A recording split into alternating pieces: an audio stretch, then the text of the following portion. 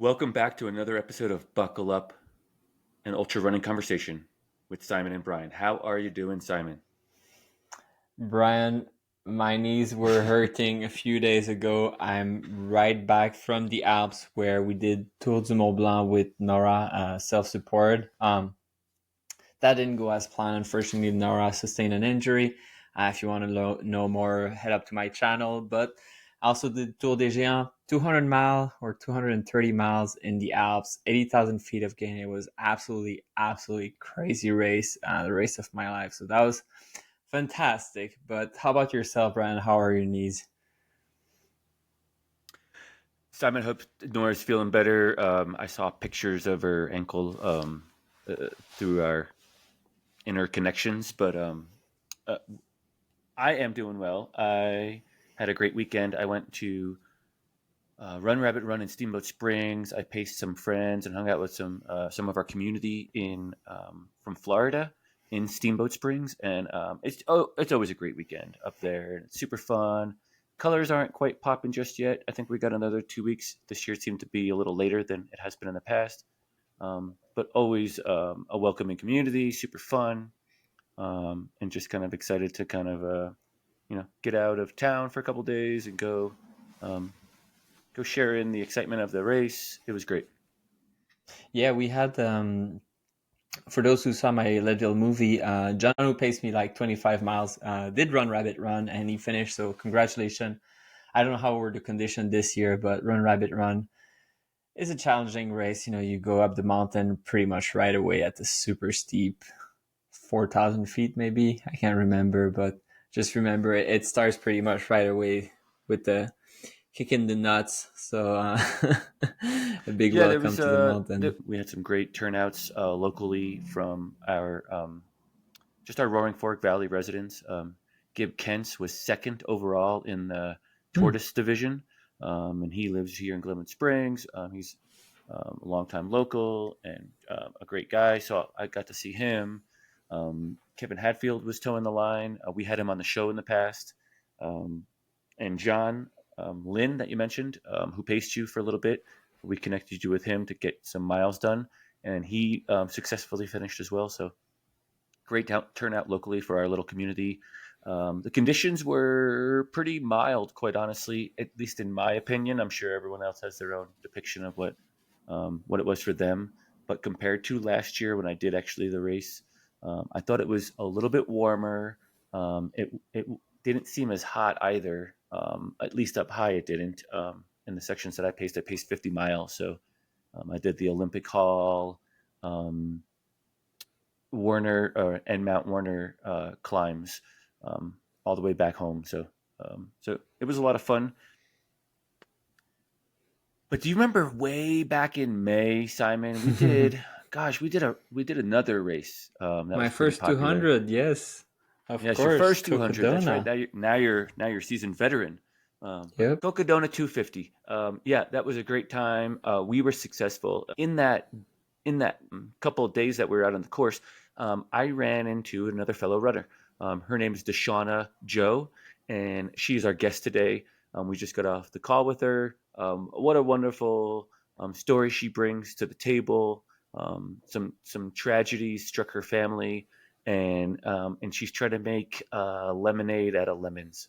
She's really trying to bring it back to the community and make herself, her family, and her community a better place. Yeah, and I think she's been trying. Of course, we won't reveal anything. You have to listen to the episode, but what she has to go through is obviously pretty rough. But I think that's something we've seen with other guests, including yourself. I think to some extent, which is um, using running and ultra running as a valve to live through something that is difficult through your life and put your energy into something that is more productive than simply being devastated or falling to substance abuse. And of course, what she is living is extremely difficult, and she's very brave to have come and share that with us. Hopefully, there are lessons that people can take from that story and inspiration from someone who's finding courage and going through life despite everything that has happened. she's a very proud res girl, and she wants to share in that as well. She wants to share in her community and the reservations and bring that community to ultra running and have that connection there. She is finding ways to do that, and it's great. We've heard it in other episodes too, with Melissa Perez and Gandhi, where we're trying to get some diversity in our ultra running community, and just kind of breaking up the mainstream scene, right? Yeah, it's not just for white guys in their midlife crisis, basically. So hi everyone, not just for people like me. Man, if you're midlife, Simon, I'm not even sure what I am then. You're a grandpa, basically. That's why I'm asking about your knees all the time. You know that. I'm concerned for you, man. Well, congrats on tour. I'm sorry that the Tour de Jance. Congrats on the Tour de Jance. I'm sorry that the TMB Tour Mont Blanc did not work out, but it might have been a little bit of a saving grace for you. It might have saved your legs for Tour de Jance. Who knows, right? Yeah, I wouldn't say that, but I would say that what is true though is that I decided to do the last day by myself, and the conditions were pretty bad. It was raining, and I could tell from the air in the mountain, while like snow is like right around the corner. And last minute, I decided, okay, I need to buy some micro spike. I need to buy a new jacket, which turned out for the race itself to be it made the whole difference. I wouldn't have finished without the gear, so that was clutch a little bit. So yeah. Again, congrats. Get some rest. What is next for you, Simon? I'm not even sure. I knew that we had a good lead I'm up to Tour de Jance, but I don't know if there's anything on the calendar right now. Well, there's other stuff on the calendar. I'm not sure what's gonna be next. I'm considering Saddle 100. I could squeeze it in. Otherwise, it's gonna be Diagonale des Fous on Ile de la Réunion, and then Javelina 100 mile. Both of them in October. Excellent. Again, we just got off the phone call with DeShawna Joe. She is doing a benefit run as well that I wanted to talk about real quick as well. And it's called Miles for SoRaya. We'll put the link into the show notes. If you can't make it to the event on September 28th, there's a virtual option. You can just click the button and do it for free, and just have them in your thoughts and prayers when you go for your run on Saturday morning, the 28th. But there's also a donate button, and I'm sure that the money's going to go to a great cause, to those communities that can use some support. So we'd love to see you try to help that community out if possible. We please consider joining that. I think that would mean the world to her, and of course, it's for a good cause. So if you have the time, please consider having a look at least at what this is. Thanks for tuning in, guys. Without further ado, here is DeShawna Joe. Enjoy.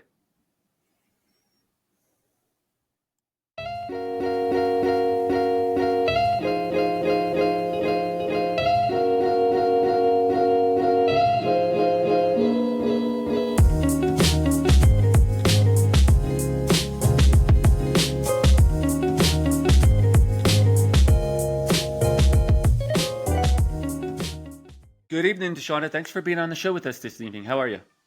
Good, good. How are you guys? Pleasure to be here. I'm doing well. Thanks for asking. I just came home from Steamboat Springs, and Simon's just coming back from a big old trip in Europe. I think he was gone a little more than 2 weeks or so. So I think we're both a little exhausted. Nice. Welcome to the show. Thanks for coming on, and a little bit of short notice. I only reached out to you a couple of days ago or so, so we appreciate that. I wanted to kind of backpedal a little bit and just cover how we met briefly. We followed each other on social media in the past for a little bit. Both of us following each other, and we literally bumped into each other on day one of Cocodona. I didn't know you were there, and we met on day one in that struggle bus of getting that 10,000 foot of vertical, going up to I can't remember even the name of the aid station. Crown King for 50 kilometers and 10,000 vertical gained in day one. And then we spent a little bit of time together actually through the Dells, right? The Granite Dells. And I think that was the last time we had connected, but we did spend a couple hours together. I think I met your sister and some of your family. They were all wonderful.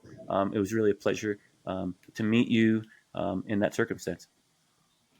Oh yeah, yeah, yeah. First of all, I want to say thank you. I'll introduce myself first.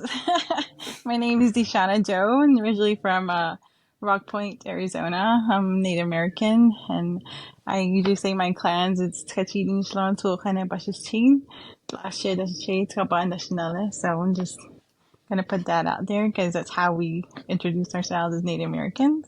And yes, Cocodona was my first race, my first 200 race. And it was, my gosh, it was hardcore, some hardcore miles, but definitely worth the miles. And Brian, it was good to meet you. Oh my gosh, you got me through those hard times. And man, I honestly, you inspired me through those miles and every step of the way. It was great seeing you and being with you through all that miles. Yeah.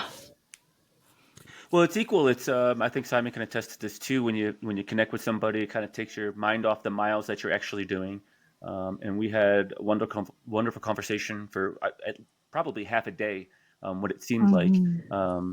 I think you were short a water bottle, and we should give a shout out thanks to UltraSpire because I have a ton of water bottles, and I just gave you one. Yes, thank you, Ultra Spire. Man, they saved my butt. I was completely out of water, everything, and I lost. I think it was my floss on the trail, and I couldn't find it, and I was like, oh my gosh! And I turned to you, and you're like, here, you just gave it to me without no problem. I was just like, wow, this guy is a kind person at heart. So thank you for saving me. And I still have it. If you want it back. I actually just got a few more this weekend in Steamboat when I saw UltraSpire in their UltraSpire tent at the Run Rabbit Run 100. DeShawna, I want to back up a little bit though. It was again wonderful to meet you at Cocodona 250, but that's like the tip of the spear in the running community, in the ultra running community. How did you get yourself to these ultras? And so let's just back up in your history with sport and just give us a little background on how you wound up getting to the 250-mile distance. Okay. Well, I just been, especially living out here in Utah and being Native American. I've been running ever since I was a little girl. So, I did cross country through elementary, grade school, high school, and I didn't think like I was going to do college, but I didn't care I didn't care to run. I hated running so much. But when I got out here, I met my husband, and like I said, I was dealing with a lot of depression, and when you have a baby, you don't look good, and you want to look good, and so we got to do something about it, your looks and stuff, and so I started running up the mountains. I was living in North Ogden at the time, and there I started getting into trail running, where I was influenced with the trail running because you can like see just different sceneries and going through the trees, and it was just so beautiful, just climbing higher, higher, higher up to the mountains. So it was like definitely a blessing living there. So I just kind of got into it, and started meeting more trail runners, and getting into like little group runs, and like the Trail Sisters and the Women of Wasatch, and just meeting new people, and they would like influence you, like, okay, let's go do this, do that, let's do this here, let's go pea bagging, and we would just go, and I got into that, and next thing you know, I started saying, you know what, let's just try a race. And my first race was in Moab. It was a 12-hour race, and we did like a group run race there through Mad Moose race. So we did that, and then accomplished it, and I loved it. And I said, wow, is this, So I started knocking down like 5Ks, 10Ks, half marathons, went up to full marathon, and I was like, okay, is this it? Is this only how far the distance can go? Like, let's keep going up higher, So I started doing 30Ks and 50Ks, 50 milers, and I was like, okay, we're at 50 miles. what was the next one? And I'm like, 100 miler. I'm like, oh shoot, okay, so we did that 100 miler. So now I'm like at 200s, and there's a big difference between 100 milers and 200s, and I love the 200 milers. Like it's just like, just those mall walks we call it, just doing hardcore mall walks. So it was like kind of like my tempo, and just keep moving throughout the whole race, and just try to rest and then eat and then go again. So I really fell in love with the 200 milers, and I feel like, that's my game. So that's how I got into it. And with Cocodona, I won a scholarship through, they were giving out free scholarships for people that were, that needed, want to go, try it. So I went and wrote the director, and I told him, hey, at the time, I, well, I lost my daughter. So this is past in September 5th of 2023. And before that happened, I was thinking about it already. But then when the day came, and then I was like trying to decide if I should still do it. And, I was like, you know what? I'm going to do it for her. I'm just going to do it. So I submitted my application, and they picked me. And I was like, oh my gosh. So I was like, you know what? The pain's got to go somewhere, and definitely put my grit out there and went for it. So yeah, it was a really battle through the whole 5 days of that whole week. So yeah. So the race itself was a little bit of a memorial, maybe some grieving for yourself, some time to grieve for yourself for your daughter's passing. Is that correct? Yes, it was. It was a healing source of grieving, and just kind to like, I was trying to level the pain of losing a daughter to running, and it just, the pain of your body going through everything is just temporary.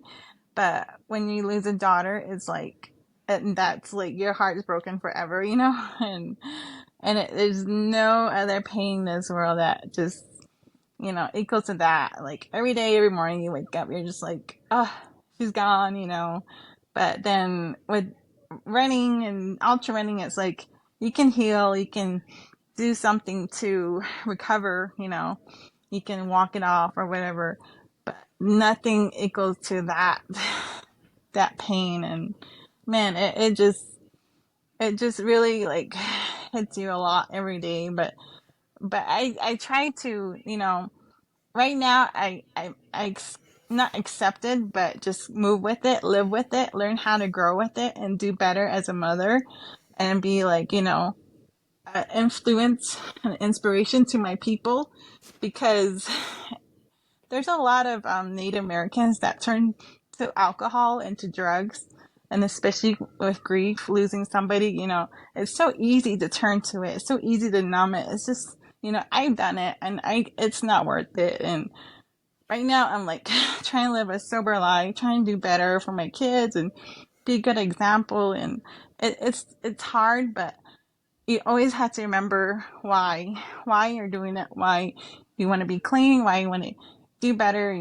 It's for her and for myself, and it's just a good positive aspect that you try to put out there for yourself, because a lot of my people, they turn to it so easily, and just like it just hurts. And then I I want to show that to my community, my people, my tribe, and be like, hey, I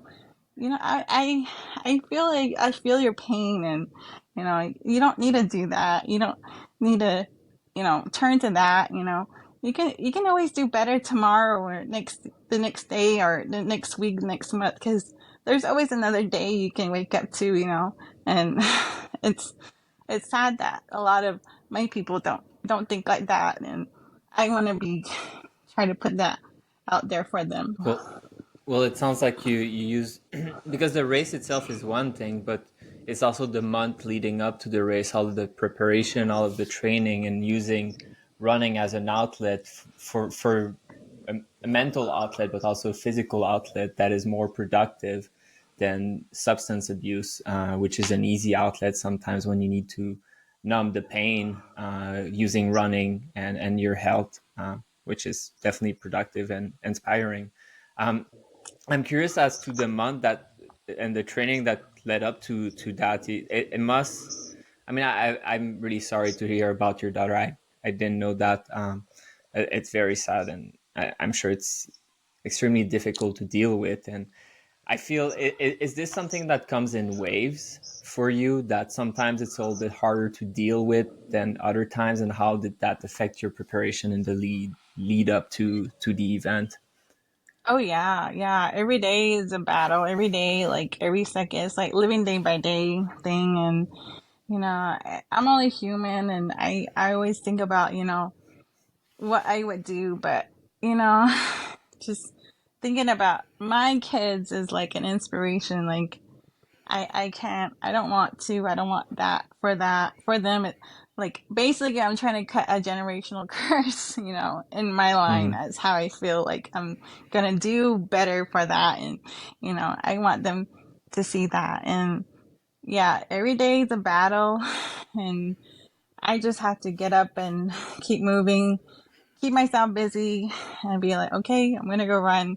Running is like my main source that puts me out there when I'm running. It's like she's with me and I feel her like pushing her behind me with the wind or swimming with me with butterflies or, it's like really hot and she'll like put a big shade over me and be like, Mom, I'm here, and I'm like, wow, it's so amazing what she does. And she's always with me and it's like, it's just hard to talk about sometimes. But it's real. Sometimes I can't believe this is my life, you know? And I just wish it was just like a movie or whatever. It did feel like a movie from the beginning, because man, it was hard. The first year was really hard. DeShawna, your oldest daughter passed away suddenly, just about a little more than a year ago. You said September 5th, I believe. And I'm so sorry Yes. for your loss. But you do have other family members, and gosh, to be so strong and to deal with your own grief, to be so strong for the other family members in your house, your husband, the other children in your house, it's got to be challenging. Hmm. Yeah, it is. It's really challenging because my husband's a truck driver and he's only home like 2 times out of the week, and I feel like a single parent all the time. And I'm with my kids like every day, getting them ready, doing their homework, doing dinner, just like all around mother, dad, and everything. And when he's home, he's like tired, he wants to sleep or whatever, and and he's getting to be a better father too, because he's learning how to sober up too. So me and him are on that journey right now. So it's it's getting there. We're getting there day by day and weekends by weekend. So we try to keep ourselves active and running. And I tell him, I need to do this. I need to run this miles. I need to do my speed work and stuff like that. And he's like, okay, let's go. Just kind of keep everything in a plan and keep ourselves moving all the time. So yeah, it's hard. It's hard, but what else you got to do? You just got to keep moving forward every day. DeShawna, you might wait up for him. I just saw in your Instagram post where you were leaving him in the dust, and you took a picture of him behind you. Yeah, yeah. He paced me at Cocodona. He did. I believe we did a good 18 miles with me. I don't remember. I think it was that mountain right there where it was you go up in the middle of the night or something. It Oh, was so oh, dark. Mi- Mingus. yes, Mingus. Mingus. Yes, yes. That part. We went up there.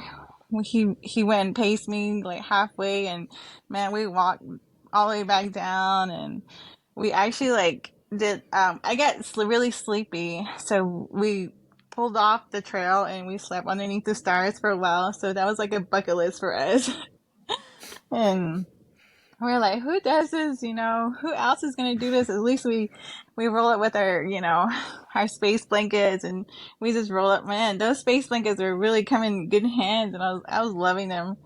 But yeah, it was nice. I loved it, and so yeah, hopefully he does a lot more pacing for me in the future. So That's a good spouse if he paces for you for sure. yeah. It's funny. I've never used one of my space blanket, so I'm happy to hear they're actually helpful. I've always wondered. Yeah, they're really warm. Like I thought they weren't like, how thin they are? They're really Yeah, warm, and man, if you roll up in it and bundle it, man, you can sleep so good like a baby. Like a little tamale burrito. Yeah, actually, yeah, yeah, a little burrito is what burrito. I was thinking. Yeah, yeah. I actually, I don't want to get too sidetracked, but I used it in Moab in 2020. The only time I used it, Simon, and I used it in the wind, and so it just kind of rattled too much in the wind, and it kept me awake the whole time, and so I wound up rolling up and carrying it because it's mandatory gear, but I've never used it again. Hmm. I want to just back up and maybe kind of wrap up that a little bit, talk a little bit more about the passing of your daughter's anniversary, which is just recent, a year ago. Hmm. Um, and you're doing a memorial run um, coming up at the end of this month, the 29th. And can you tell us a little bit about that? I think it's called Miles for SoRaya. Oh yeah, yeah. Well, I've been planning this for a very long time. Um, Well, I actually, know you like have because you told me a little bit about it in Cocodona. yes, yes. I remember telling you, and I was like, "Come over, we're gonna have food and, do some awareness." And so, yeah, my daughter was, so this is what happened to her. She was coming home, in middle of the night or early in the morning ish, and we got back from a camping trip first. Then she left the house. I told her to go to sleep, and she left to her boyfriend's house. And she, on the way home, she was coming on the opposite side of the highway, and there was this dump truck driver that came out from a route that he was doing early in the morning, around five, between 4:30 and 5:30, and he didn't see her at the time. It was really dark, and I'm assuming she was wearing her AirPods because that's what she had, what she took from me, and that's how they identified her. So when she was coming behind the dump truck driver, he didn't see her. He just like ran her over. So he wasn't aware of Hmm. his what he wasn't where he was at. So, and then the next morning, a police officer came to our door, told us that my husband went downstairs and he told my husband that I passed. And I was like, what? And I was laying in bed, like, feeling my body. Like, am I in a dream, What happened? What's going on? And he's like, oh, he like paused for a minute. He's like, oh, he goes, you're DeShawna? I'm like, yeah. And then I said, okay, well, let's back this up. He goes, and then he goes, yeah, okay, so do you have AirPods? I said, yeah, my daughter had my AirPods, and on my AirPods was my name engraved on there. Hmm. So that's how they identified her. That she had my AirPods, and I was missing mine, and I told them that's when they told me that she deceased, and she instantly passed away while she was riding her bike home. Hmm. And then so after that, I decided to put awareness out there for pedestrians, people, bike safety, and then for distracted driving for our community here, and then especially back home. And then that's kind of like what I've been trying to do, and just remind people, anything can happen, wherever you go, you just always look, just be careful where you're at. Don't drive with your cell phone, or, just be clear and be safe of where you're at, your surroundings. So yeah, and it's been a process trying to get the word out there, and when this happened, a lot of people asked me like, "What happened? What happened?" And I was like, not in the mood of telling them what happened. But now it's like, I want them to know what happened to her. I want them to know what could happen to not just to my child, but to anybody's child too. And it's just it's really scary out there, and it's heartbreaking all the time because you hear it all the time on the news, and it's nothing that can be preventable, or it can be preventable easily. Like, we can do something and make a change, and we can be their voices. So that's what I'm trying to do as a mother for Soraya. And I feel like I'm the worst person to talk about distracted driving because I'm not perfect too. And I have to remind myself, like, okay, your daughter put you here to be her voice and do awareness, and you can't be doing that. So she puts me in places. She definitely checks me all the time. I'm just like, oh my God, Soraya, what are you doing to me? So yeah, she definitely drives me crazy sometimes. So yeah, it's been it's been a lot. I'm sure, gosh, it's just a terrible tragedy. I'm so sorry you've had to deal with that, and I'm sure it doesn't get much easier after a year. It sounds like you're trying to spread awareness through this event, this free event where you're just looking for some donations to raise money to get the word out to your community, to the community back home in Arizona. Um, and can you tell us a little bit more about the event itself? Yes, the event's going to be on September 28th. It's going to be located on the Navajo Reservation, a place called Porcupine Ridge. It's actually on our sacred ancestry ground where my dad's side of the family, they used to do ceremonies there, and how like healing healing ceremonies there for our family. And it's weird how it all came together, and it's all going to be done on this like sacred place. And it's like, wow, because never in my life that I never seen that. I mean, I've been there, I always drive by it, but it's amazing what she aligned for us as a family, and just bringing the process of the grievance and the healing and the support, and just putting that knowledge out there for everybody to know about what she's doing. And it's good. It's awesome. I love it. And then we're just trying to give back to the community. So we're going to have some speakers there. You're going to have my best friend. She's a police officer there and in the Navajo Nation. So she's going to talk about how to avoid distracted driving. And then my brother, he does a lot of bicycling on the reservation. He's gonna teach how to do bike safety.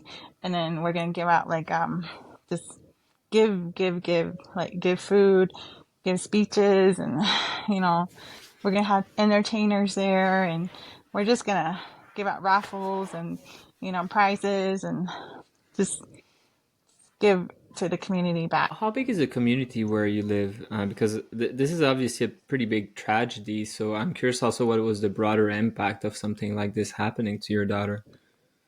Um, our community on the reservation is pretty big for us. We cover all the four corners, which is Arizona, Utah, and New Mexico and Okay. Colorado. So yeah, it's pretty big.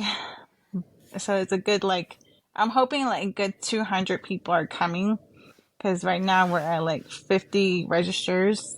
So yeah, we're slowly trying to get everybody involved, and I'm trying to tell them it's free food. Anybody who comes over for food, it's like they'll be there. So, but It's for yeah, a good cause also, of course. I mean, yes, most important cause, definitely, right? yes, yes, for sure. And we just you just never know. Life's just too short to you just never know what could happen. And Yeah. I mhm. mean, life is what I would say is even life is pretty fragile. It really doesn't take much for something like that to happen and for everything to change so drastically, so suddenly. Obviously, I mean, you did not expect that when it happened. There was no warning, nothing, and then from one day to the other, your life, well, her life obviously, and your life is totally changed forever for something Yeah. like you say that you can't really have done anything about it, but that sadly could have been preventable. And increasing Mhm. awareness will hopefully prevent that from happening to someone else. Yeah. We won't Yeah. see that directly, the impact, but hopefully that will impact or prevent some tragedy like that from happening to someone else. Yeah. Exactly. Yeah. DeShawna, the event is on the 28th, and it has a couple distances, I believe. I think there was a 1 mile fun run, maybe a 5K and a 10K, if I'm not mistaken. Right now I'm just doing a 5K run and walk, 1 mile walk and run, and we're just doing a main road, just from just a point A to B, sort of thing, and just trying to keep it simple, everything as simple as I can. And we're gonna try to do like walkers, people with strollers, and then my brother's gonna do like after the whole event, he's gonna do a bike safety clinic. So he's trying to promote that too, and they're with called Silver Stallion out of Chinle there. So they're definitely helping us out, and also got a lot of supporters from here, from the Zero Fatalities of Utah. So they really been helping us out and putting giving us donations as far as like t-shirts, chapsticks, and pins, and sorts of, you know just any type of awareness out there they can give to us. For our broader audience that may not be able to make your event on that day, on the 28th, in the Four Corners area, you also have a virtual option. Again, I think I just mentioned it. I signed up for it. I will be in Mm-hmm. Colorado Springs at a conference. Our conference group is going to go for a run that Saturday morning, so I figured I'd sign up for the virtual miles. I donated a couple dollars for the Thank you. charity, so I hope that I hope that continues to grow for you, and you see a lot of return from the virtual world as well. So that's an option for the listeners as well, to just think about SoRaya and your family while you're on your own particular run on Saturday the 28th. Yes, yes, thank you. Yes, it's a virtual 1 mile and a virtual 5K, and on your Strava, just put miles for SoRaya, and I'm gonna probably I did create a link for it too, for through Strava. So yeah. Oh, great. We'll put all those links to the virtual, the in person, and the Strava group in the show notes for sure. DeShawna, it's a terrible tragedy that your family's gone through. It sounds like you already had a pretty established group with the women of Wasatch, Trail Sisters, and you were already in. You had your foot in the door for the ultra running community already. Um, how what what advice would you give some other families that may be struggling with a loss of a family member, and how do you think they could help deal with that as a family? Um, that's a really good question. It took a while for me to actually, like, I'm still trying to figure that out. And, and as a family, it's always, you just gonna have to love and be kind, and just try to communicate with each and every one of them, small, old, young, even though they live far, just try to reach out to each one of them. And, talking about it is talking about the memories of her, and talking about the good things and the positive aspects that she did for, like, for their family or for her. Pictures are really good, and videos are very good too. And, just looking at those pictures, those moments, those times that you had, and just cherishing those times, and, just making it like, because that's all you have left, that's all you can hold on to after somebody goes. And you just look at pictures, and, you know, but it's kind of like a tabooish in in my family.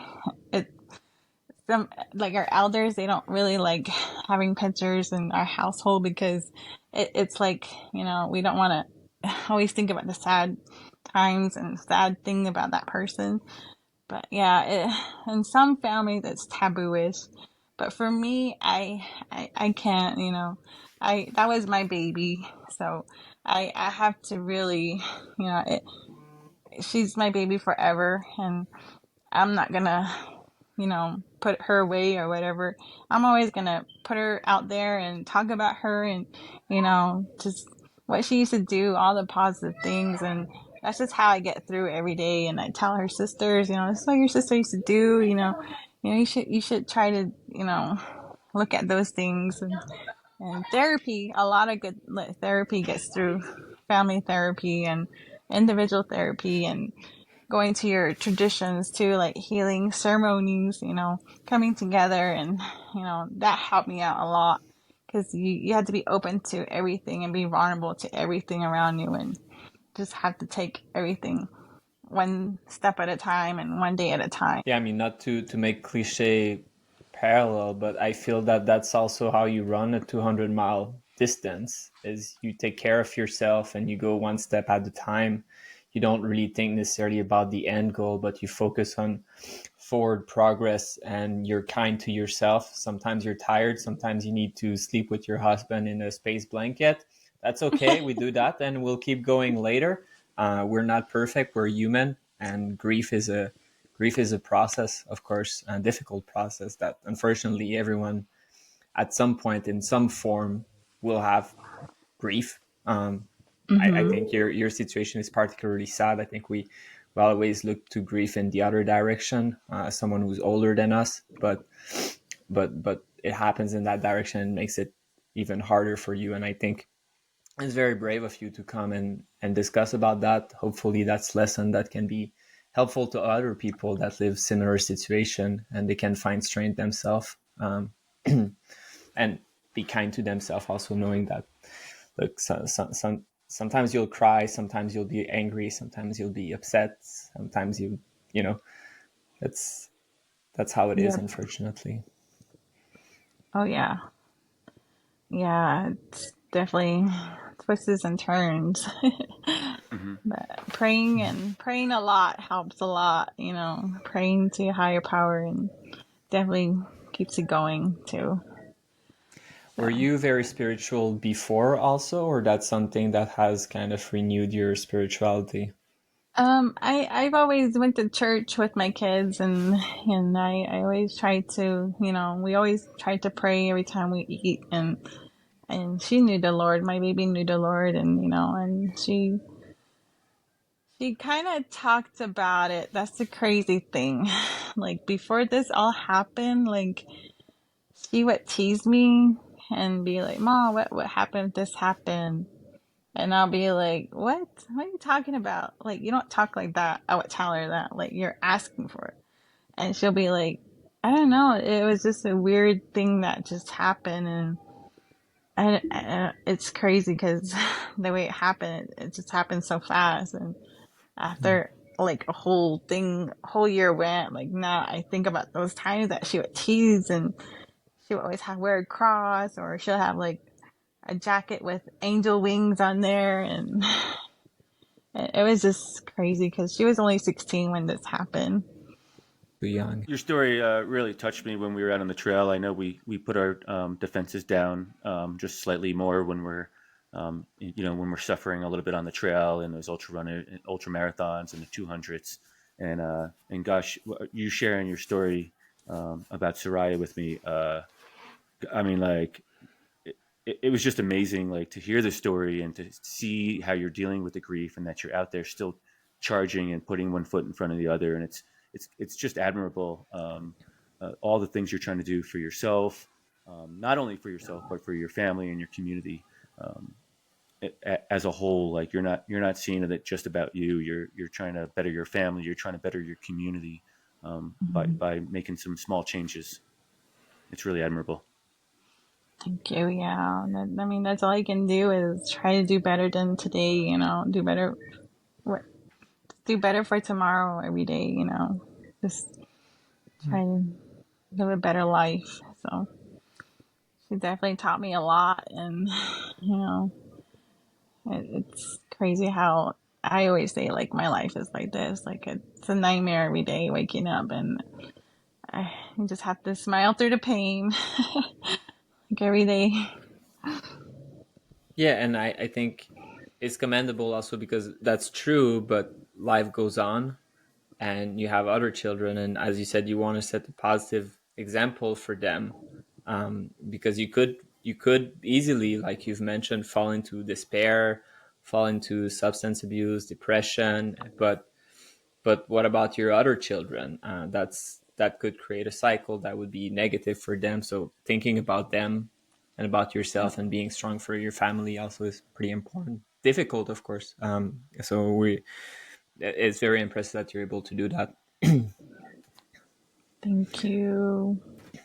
And I agree with Brian. I think, in these races, we bond very quickly with other people, and it's true. Then you learn about people's stories and Hmm. the amazing stories of people around you, and then that.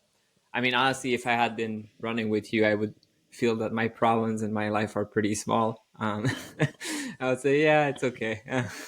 Never mind. I won't complain about, I don't know, not having enough chocolate ice cream, or I don't know what's the big problem that I have right now in my life, but My it's internet small. service provider, Simon. Yes, that's actually really annoying, but yes, that's probably my biggest problem. Yeah. I guess I try to put it out there, because sometimes I just cry, like I'm like bawling on the trail, like hardcore, and I'm just like, oh my god. And there's like several times where I came across several ultra runners and tell me like, oh my god, are you okay? I'm okay. And I'm like, oh my god, like I'll be crying so hard. And after that, like, oh, that was just so like unnecessary. And they'll be like, "What happened?" And I'll be okay. And I'll be like, you really want to know? Like, you really want to know? How much time do you have? Yeah. And I'm like, okay. They're like, yes, I really want to know. I'm like, I want to know what you're crying for. Okay, this is what happened. And they'll be like, oh my God, like, oh my God, that is terrible. I'm just like, I know, that's why I'm crying. And they always like, and just then they'll just say the right word just to uplift me. And I'm like, oh, like, that's just all I needed to hear, you know? Because you're like in a dark cave at a point, and you just want to get out of that mentally. And when you hear voices or someone that just comes up to you, just to your rescue, and be like, "What's wrong?" And that's all you need to hear sometimes, and just a cry for help. And then they just know what to say, like Brian. Brian always knew what to say. And I was like, "Oh my gosh, I'm sticking with you forever." And I try to stick with him. He got me through the toughest moments, and man, I was just like thankful. It was just like guardian angels, you know, like even in human form, you guys are just guardian angels, just guiding me just the right way. Because there's some parts I probably would have got off track, and man, if I wasn't with him, I probably would have been lost and got off the route, or something would have happened. So I think We of you did go guys through as that. We did go through the granite dells pretty quietly because we were both trying to figure out where the trail went at 3 o'clock in the afternoon. It was pretty hot too. Yeah. yeah. DeShawna, um, in May you ran Cocodona. You were successful. You finished. All three of us finished Cocodona. So congrats to all three of us. Um, what else have you done since then, and what's kind of in the future for ultra running for DeShawna? My old name. I did Crazy Mountain in July, the end of July, and man, that definitely tested my limits again and put me in perspective in my place again. So, but I did that race last year, and this year there was more meaning to it. So, my main goal on this race was to do my offerings, because as Native Americans, I didn't know like we're supposed to give offerings to the mountains where we climb the highest peaks. and like give coins or jewelry or some sort of thing, a blessing. Because these mountains, they've been here before us, and a long time ago, the people that lived there, the chiefs that lived there, they would pray on them and use them as ceremonies, and they would use the male. The male would use them as like a puberty ceremony to use to guide to change them into a manhood sort of thing. So it was like kind of like they had to do it to go, hike up these mountains and give the offerings and come back down, and that's when they'll turn into a man. That was like how they done it back in the day. So for me, I just want to do my offerings and come down. And right when I gave my offerings, I was already too late. I didn't make the cutoff time, and I missed it by like 15 minutes. And I was just so disappointed because I had a crew there from Kodiak, and had my family there, my mom's side and my dad's side family there, and they came a long way just to be there for me, support me.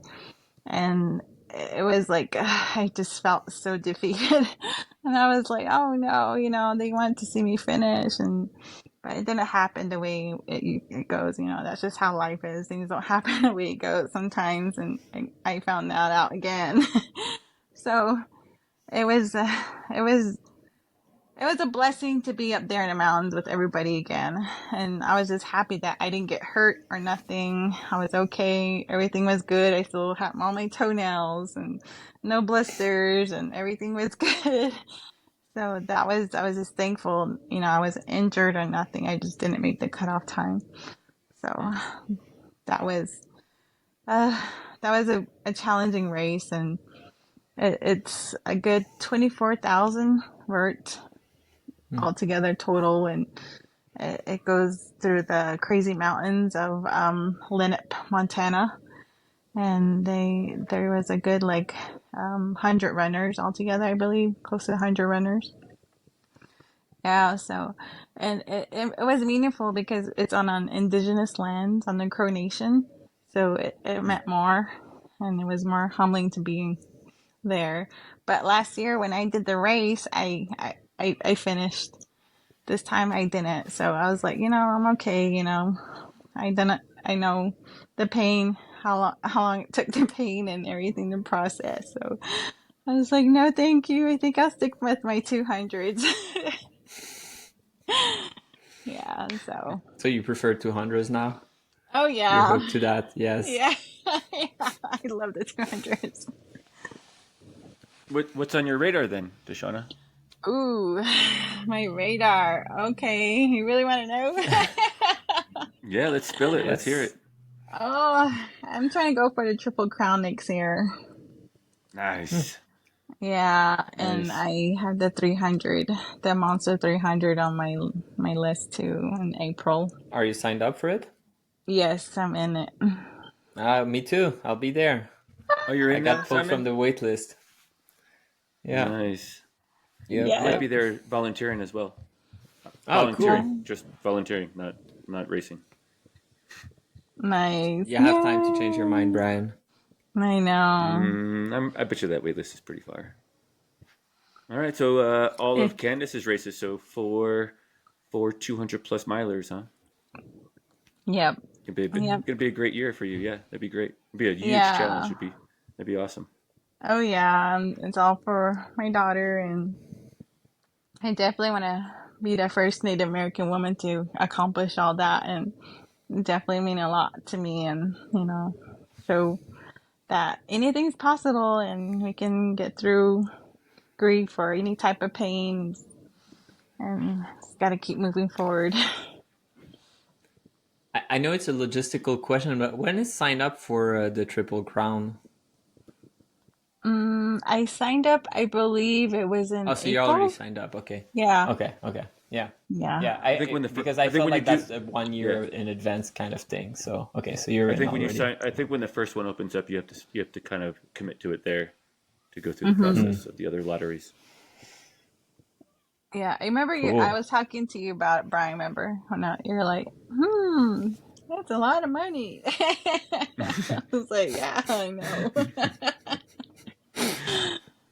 That is money a lot of comes and money. goes. Yeah. Money comes and goes. So. Money, But mostly goes. it mostly goes. Yeah, yeah. It has to come Yeah. first, though. That has to. There's a process to it, right? It has to come in order to go. Yep. DeShawna, you, I thought you mentioned you were doing something else too. Maybe this winter or later in Um, fall. yes, I am. I was supposed to do the DC Peaks in Kaysville, but I deferred it for next year because that day is during the state of Utah are gonna gather with all the families with the fatalities that happen with their loved ones that day. So it's on that day of the race, October 4th, I believe, or 3rd, that first week. And I really wanted to do the race because it was their 5th-year anniversary and they had some type of prize or gift or something to give out. But then I just remembered about the comforts with my daughter's incident, so I just had to defer it. And I believe on October 23rd, I'll be doing a 50K on the reservation, on the Navajo reservation. It's called Nasayet Run. It's a 50K too, and it has a good vert of, I believe, 17,000. And it's in Navajo Mountain, Utah. It's like in a borderline of between Arizona and Utah. So yeah, that one's through an organization through the Navajo Nation. It's called Navajo Yes. So I actually won this competition or this race that they held back in May, I believe, or June. It was called a Sayet Run, and it was a 12-hour run, and I took first in the women's category. So I took first, and so that's how I got a free entry fee to one of their races. So yeah, Congratulations. Yes, thank you. congrats. Yeah. So this one's gonna be a good one because it's on Navajo land, native land again.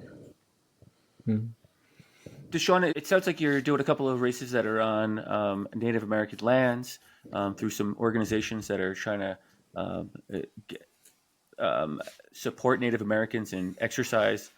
Is there an ultra running community, and is it growing inside of the Native American um, culture? Oh yeah, yeah, definitely. That's one thing I want to highlight. When things get more with my daughter's race, I want to help out like with Native American women and men with because these races are so expensive, and my people were so poor, like we don't have the money or they don't have the money, and I want to like help them get into these races, like just get maybe team up with some ultra running coaches like you guys, and maybe we can start something, collaborate something, and because they are pretty fast, like they just need the right people to guide Hmm. them, and then the right knowledge to get these people out there. And it'll be so good to have a diverse community that just explodes, out there because we need that. I feel like we need more of natives, Latino, and just other um ethics, like just authenticities out there. I just feel like we need more of that. Yeah. I just think like we need to give a lot of other people a chance, and and like let other natives or Latino just put them out there and just pay for their races and do some good training with them. And man, there's a lot of good people out there, and we just I think they just need a chance, you know. Yeah, for So. sure. I mean, I think it's pretty clear that the trail running community is growing and would benefit from being more diverse, and and just having role models would be helpful. Just like you saying, I mean, I never thought of it and never realized you would be the first female Native American completing the Triple Crown, and like that's something that people look up to and can identify, and then that will grow the number of runner. And there's of course barrier that you've mentioned, but just having an identity or someone that you can identify to and ask question and grow from that, I think is pretty important. We had a discussion before, quite a lot of episodes ago. I would want to say episode 5. It might have been Maybe. earlier with Melissa Perez, I think you're referencing.